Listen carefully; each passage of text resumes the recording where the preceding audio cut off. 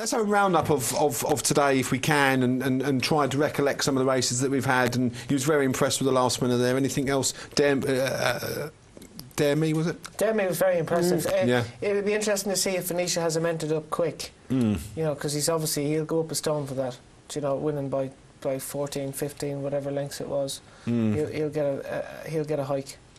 Adam? Well, Royal Boy, I know he beat my selection, but just obviously, you know, because he was meant to go chasing this year and he ran terribly at Kempton his first start back. But now, last time out at Ascot, and again today, he's looked at a much better horse a year on. Maybe he's improved for growing up and strengthening up, and he could go on again. Sam? I would say my overall highlight of today is a low light. I think I'm going to have to reflect on the Liquidator and see where we go next. I think I'll watch the race back, but it certainly is concerning, but I'm not going to write the horse off yet. Now, what we were saying before about when I said he'll probably cut out and make his own running like he did at Cheltenham, you know, he probably got a softer lead at Cheltenham.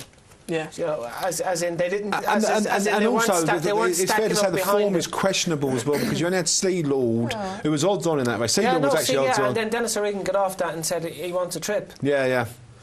So yeah, the form is definitely questionable about that race, but again, that's the difference. You know, when you have a soft lead around Cheltenham, which is a stiffer track, and you come to Kempton, you're not going to get that because it's flat. You know, you go quick, you tend to go quicker. And Tom was put under pressure. You know, three flights from home, which is 5 furlongs from home. It's a long way out. I think he did look a lot more impressive than he probably was last time because of the really clever ride that Scu gave him. Because he got plenty of lengths. And again, what he was beaten, he probably didn't beat anything. Well, he didn't beat anything, but he just was a clever ride last time. OK, well, we've only got a few minutes left, and we've got about 3 or 4 minutes left. Last week, I sat with Jimmy and we went through the Cheltenham Champion Hurdle. And we came up with Annie Power. Price-wise, copied a couple of days later. Is anyone in copied you guys? You've looked at the World Hurdle for us, and have you gone left field, or have you not come up with anything? I think the big question and what all revolves around is how good Big Bucks is when he comes back. If it's the Big Bucks of old, or even, I don't know, 75% Big Bucks, I think he'll win the World Hurdle. But if he's not the same horse, you know, it's time to pass the flag, then my choice would be one of the JP McManus horses. Obviously, at Fisher's Cross has been a bit disappointing. People probably think I would say I'm mad to back it now, but if they can iron out the problems, he's actually an each-way price now.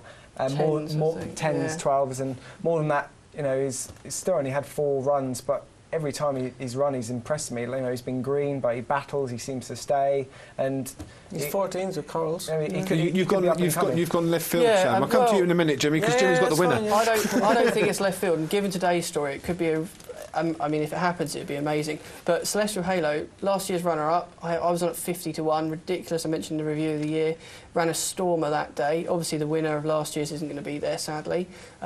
Big Bucks, possible questions. The other thing I'd say about Big Bucks, the reappearance is due fairly soon. If we get some bad weather, possibility Big Bucks is going to struggle to find a race before, if they don't reschedule the Cleve, before Cheltenham. He'd be fine fresh, I'd say. No, you do have a point. Jimmy? I'm a big fan of more of that. He's very unexposed, he's lightly raced. It's just going to be interesting to see. Will JP McManus want to run more of that, and at Fisher's Cross? Now, Fisher's Cross can bounce back. You know, he has good form around Cheltenham. The only thing is, I mean, I was disappointed. I mean, he was never going to win the first time out, and certainly was nowhere near the second time out. Last year he had problems with. They said he had.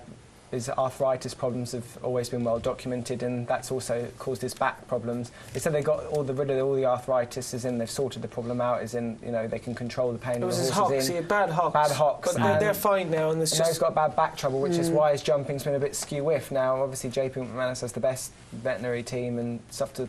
If they can get the horse back to form, then they'll do it. But you know, the horse's engine hasn't gone. It's just whether they can do you think at Fisher's Cross will run another race? It'll have to. Well, they are still talking about the Cleve, yeah. Yeah. Now, and if he runs to the Cleve, it'll be interesting to see if more of that runs at the same race. I'd say they will try and keep them apart. Where more of that will go, what's the best alternative? I don't know. I can't think of many before the festival. And more of that will be is pretty much a young pretender. If more of that doesn't run there and go straight to Cheltenham, he might bypass it. They might save him till next year because he's young. He's only had 5 or 6. He's only had 5 or 6 runs, I think. But. You know, they might look after him for this year and put him away, maybe just go for another run somewhere else. And when is the Cleve? It's the end of January. It's the 25th of January. 25th, is it? And you've got a very good point. We're going to have to close in a second, but you've got... Really quick question, Jimmy, what about Annie Power? Are we sorry, we're not going to be able to talk. I'm going to talk about that off air. We'd like to take... I'd like to take the opportunity, thanking you very much, Jimmy, for coming down. A bit of fun in the last hour or so with the racing.